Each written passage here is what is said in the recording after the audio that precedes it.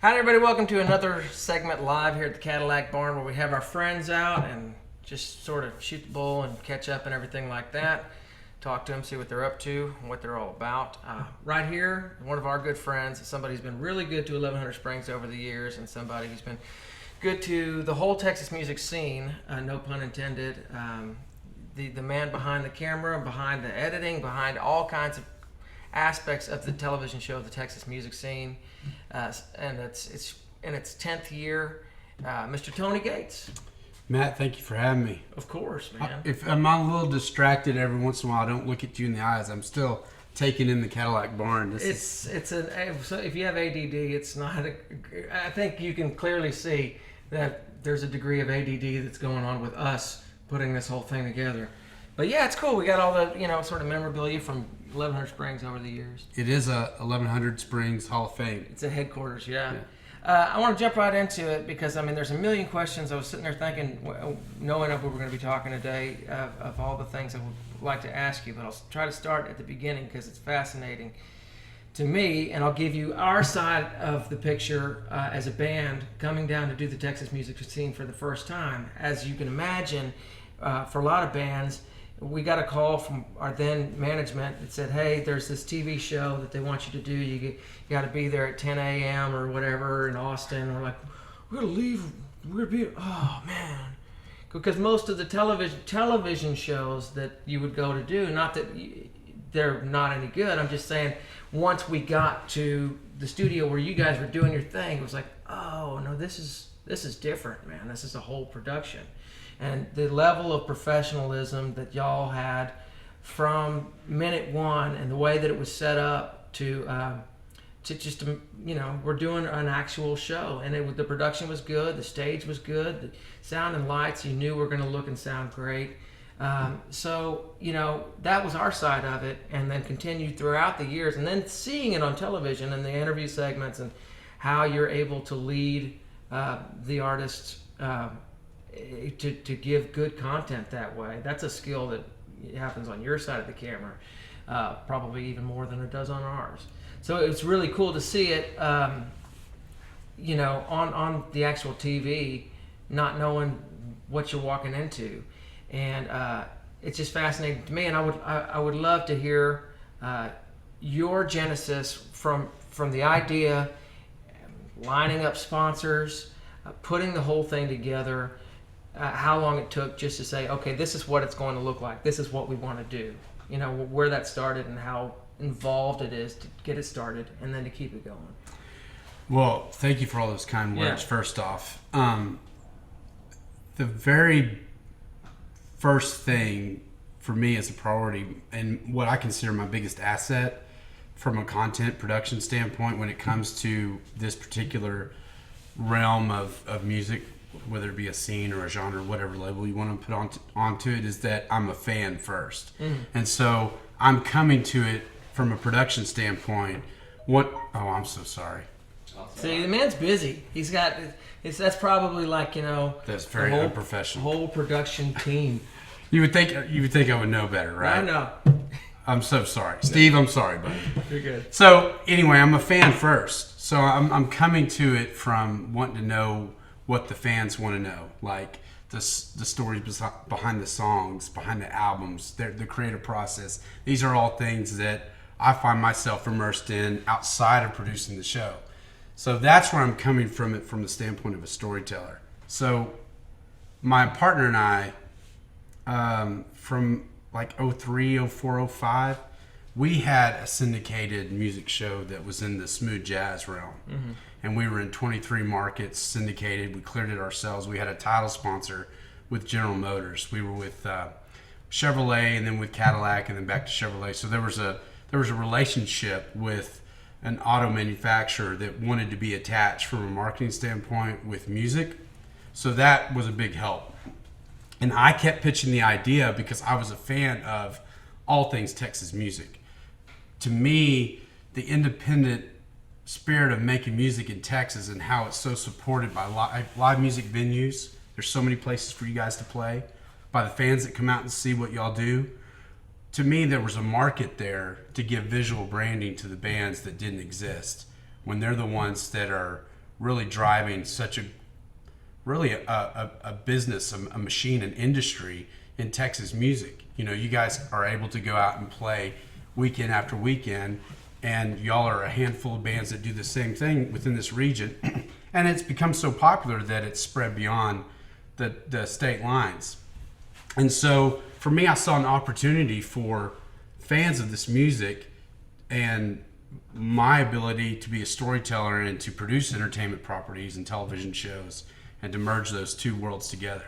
So I had this concept that was basically kind of like a blending of VH1 Storytellers and Austin City Limits. Yeah. And so you guys were gracious and came and did the very first season. Yeah. And this was back in 2010. 2010, and we were filming this show at the Gibson Guitar Entertainment Relations showroom floor. Yeah. They have a stage set up, and so we kind of made that into our impromptu television studio. Right. And we had the sponsorship at the time with Chevrolet Silverado, and the rest is history. Yeah. And so 10 years later, we're still doing it, and we've grown, and we've moved the show around to different venues to, you know, capture the live music. But there's always that element of sitting down with the artist and picking their brain and getting the stories behind the songs and tap into their creative process, as I mentioned earlier. And so to me, the performance is really cool, and we want to make sure that that sounds and looks as good as it possibly can. But just as important as that is, as I want the fans to hear the artist talk about their art form. Sure. And what's cool is that you've managed to mix it up as far as the format of the show goes. It's not, you know, whether you're doing the standard format, which is to have what you're talking about, you know, you get somebody talking about the song and the history of it, and then you got a performance segment where the whole band is playing. But then you're also able to, you know, I love the way that the show has included sort of the acoustic part of stuff, which is, you know, breaks up the whole deal. It's not the same thing every single time. Or the locations, it's cool. You've moved around locations and done different stuff. It's cool. And what I appreciate so much, because I know you've got content on the cutting room floor that could easily make me look way dumber than I do on TV when we do your show. Just the graciousness in editing. So thanks for that. Appreciate it. For the most part, I think you've made us look pretty cool, you know, and our friends included. So that's awesome. Well, that's something I hear a lot, that, hey man, just make me look cool. Yeah. Please, just make me look cool. So I know there's at least one clip that would illustrate to the entire world that I have very little understanding of how to throw a baseball. But it never aired. I know. You're the only one that ever brings that up. I never bring that up. Well, I mean, you guys still had to see it, so I was embarrassed, you know. It's like one of those things that's like, once you know the tape is rolling, that's when you really tank it. So, I mean, if the tape wasn't rolling, I would have been, you know, 90 mile per hour fastballs. Well, straight down the line. We shared the moment. We had a good laugh. But, yeah, Yeah, I know that needed to stay where it needed to stay. But that, you know, while we're doing this mutual, hey, I think you're great, you think I'm great, the show really took off because we were able to do a whole series of these little vignettes that I call kind of mini documentaries on Texas legends of Texas music. And it's not just country, it was blues, it was rock, folk, pop, all the people that have ties to the state of Texas. And you're such an encyclopedia of knowledge. Oh. And I picked up on that right away, that 3 or 4 times I would pull you away from your busy schedule, whether at the time you guys were doing the Country Jam radio show weekly, plus you were gigging. I would regularly call you and try to invade on your schedule, sit you down and ask you about anybody from Bob Wills to Johnny Winter to everybody. And you were always so gracious with your time and such a wealth of knowledge. And really those sound bites that you gave me were really the spine to tell the stories from a fan's perspective, who also happens to be a practitioner of the craft, which fans just completely, I mean, they tripped out on because it really resonates with them. I love it. You know, I love that stuff. And I appreciate the kind words and everything. You know, that's one thing. It's like the very first time we ever did the show, there are always these shows on any number of stations that I've seen where they'll do like a tribute show, and then they get a whole bunch of interview clips from a whole bunch of people, and they run them all together and everything like that. And I always would, it would drive me nuts because they, do one on Waylon, and you'd have any number of folks, some of them I know, and they would they'd ask them about Waylon, and the answer you kind of get is it is just a soundbite. It's just like, yeah, Waylon. Thing about Waylon is he's just an outlaw. And I'm like, oh, come on, right? You didn't say anything. No. But then, like when I was sitting in the chair for your show, and then we're starting to do these interview segments, because I don't know what to expect from the very first time we did it. I'm like, oh my gosh, I'm sitting in the chair talking about other artists. I'm going to turn into that guy. But it doesn't come off that way. Like it really, like with your show, man, it really doesn't. Like it's I don't know if it's the formatting or just the fact that I'm not the only one who knows about this stuff. If you're going to ask any number of the people in our family of music, that's what it is. It's a family. We tend to, we know about it because we live it. It's not just a soundbite. These are our influences. This is what made a difference to us, and there's a specific reason for it. I think that comes across really well, and I love it. What do you have? What's in the future for the show? I mean, y'all going into your 10th year, which is amazing to me. Yeah, we're approaching the 250 episode mark pretty quick here within the next month or so. Are you gonna have a big party? I wanted to have a big party for 200. Mm-hmm. To me that's a significant number, right. 200 episodes, but I never pulled anything off. But maybe that's a good thing. Maybe I can wait till a bigger number that's a little bit more significant. But no, it's a blessing that we're still on the air, and it's really because of the fans that support the show, and the bands that are repeat offenders that keep coming back, that have loyal fan bases and it's not just within Texas. We've been able to grow the show since 2010 when you guys appeared to where it's literally a nationally syndicated show. Yeah. We're in 23 markets currently in the state of Texas. And when I say market, that means in Houston, you can see us on NBC right after Saturday Night Live. Mm-hmm. But in Austin, you can see us 2 or 3 times a weekend on their CBS station.